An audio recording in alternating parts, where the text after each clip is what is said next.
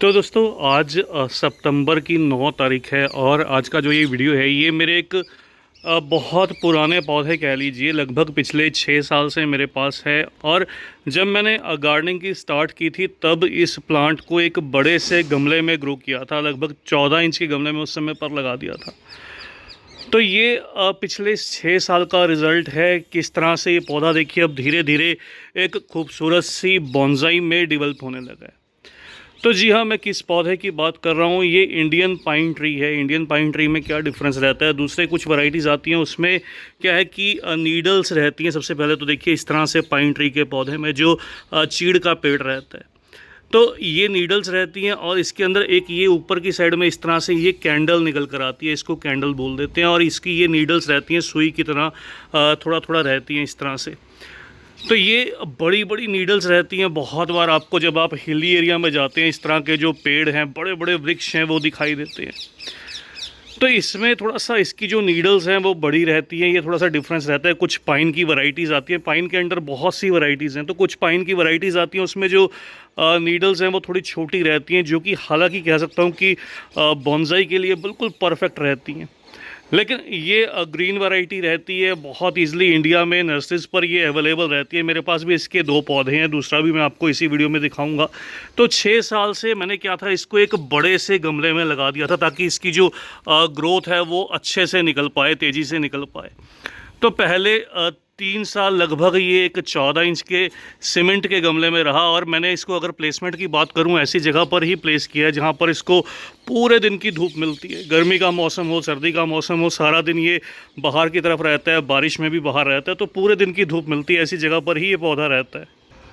तो इस वजह से ये भी कह सकता हूँ कि ये एक सख्त जान पौधा है, बिल्कुल हार्डी प्लांट है। आप किसी भी क्लाइमेट से बिलोंग करते हैं, ये अच्छे से ग्रो कर जाता है। लेकिन एक चीज़ रहती है कि इसके अंदर मिट्टी का ख्याल करना पड़ता है, मिट्टी आप कैसे तैयार करते हैं। तो मैं बात कर रहा था, देखिए 6 साल से 3 साल तो मैंने इसको बड़े से गमले में रिपोर्ट किया। उसके बाद जब इसकी जो ग्रोथ है, मैच्योरिटी बढ़ने लगी धीरे धीरे, तो 3 साल पहले मैंने इसको इस शेलो एक बॉन्साई, जो ये मिट्टी की ट्रे रहती है, हमारे यहाँ पर क्ले पॉट इसको बोल देते हैं, तो ये इस तरह से रहती है, इस बड़ी सी ट्रे में रिपोर्ट किया। हालांकि कह सकता हूँ ये ऐसे पौधे हैं जो बहुत जल्द मैच्योरिटी को डेवलप करते हैं। और इनकी जो ये पाइन ट्री की जो वुड रहती है, जो इसकी लकड़ी रहती है, जो छाल रहती है ख़ास तौर पर इसकी, वो बहुत न्यूट्रिशन रिच रहती है। अगर आप इसके अंदर पौधे लगा दें तो पौधों की जो ग्रोथ है वो बहुत तेज़ी से निकल कर आती है। जिस तरह से आप यूज़ करते हैं लीफ मोल्ड का, कुछ इस तरह से ये पाइन की जो ये बाहर की जो छाल रहती है उसका भी इस्तेमाल सेम उसी तरह से किया जाता है। बहुत से बॉन्साई की ग्रोथ के लिए, बहुत से प्लांट्स की ग्रोथ के लिए केवल पौधों को इसी में लगा दिया जाता है। तो अभी इसकी ये देखिएगा इस तरह से जो सरफेस रूट्स हैं ये बहुत सुंदर से डेवलप हो रही हैं। हालांकि अभी इसको रीपॉटिंग की ज़रूरत है। वीडियो का मेन पर्पज़ है कि आपको बताना किस मौसम में इसकी ट्रिमिंग करनी चाहिए, कितनी करनी चाहिए, और कब इसकी जो रीपॉटिंग है वो करना सही रहता है। प्राइस की बात करूं, प्राइजेस तो देखिए इसके मैच्योर पौधे जो कह सकता हूं कि रेडी फॉर बॉन्साई जो स्टॉक रहता है वो मिल जाता है नर्सरी से, वो भी मिल जाता है, बहुत मैच्योर पौधे भी मिल जाते हैं। लेकिन अपने पास अगर आप थोड़ा सा छोटा पौधा लेकर आएंगे तो वो कम दाम पर मिलेगा, लेस देन आपको 100 रुपीज़ जो है वो मिल जाएगा। बीज से इसको ग्रो किया जाता है, तो लेस देन 100 रुपीज़ मिल जाएगा। उसमें क्या है, थोड़ा सा आप इसको शेप दे सकते हैं, थोड़ा ट्विस्ट टर्न दे सकते हैं, थोड़ा वायरिंग कर सकते हैं, तो वो बेनिफिट रहता है। बड़े मैच्योर पौधे रहेंगे तो थोड़ा सा कटिंग से ही जो उसकी नेचुरल जो शेप है वो कटिंग के बाद निकल कर आएगी, उसी पर आपको जो है वो फोकस करना होगा। तो अभी मेरे पौधे की मैच्योरिटी का समय देखिए, मैंने इसकी ना ट्रिमिंग कर दी है। और मैंने कुछ दिन पहले आपके साथ एक शॉर्ट वीडियो में शेयर भी किया था। इसकी बहुत ज़्यादा जो ग्रोथ है ऊपर वो निकल कर आई थी बहुत सारी। यहाँ से देखिए इसकी जो नई नई, जैसे मैंने आपको बताया, ये नीडल्स और ये इसकी कैंडल्स रहती हैं, ये कैंडल्स से इसकी जो ग्रोथ है वो निकल कर आती है इस तरह से।